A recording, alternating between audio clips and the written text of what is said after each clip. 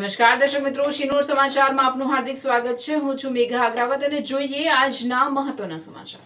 પંચમહાલ વિશ્વવિખ્યાત યાત્રાધામ પાવાગઢ ખાતે ભારે વરસાદ વચ્ચે ગંભીર દુર્ઘટના સર્જાઈ હોવાનું સામે આવ્યું છે। મળતી માહિતી અનુસાર પાવાગઢ ડુંગર પર આવેલા પાટિયા પુલ નજીક અચાનક પથ્થર ધસી પડતા 3 યાત્રિકો તેના નીચે દબાયા હોવાની ઘટના બની છે।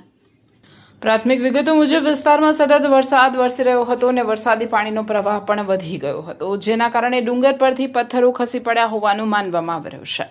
ઘટનાની જાણ થતાં આસપાસના વિસ્તારમાં અફરાતફરીનો માહોલ સર્જાયો હતો અને અન્ય યાત્રિકોમાં પણ ભય ફેલાયો હતો।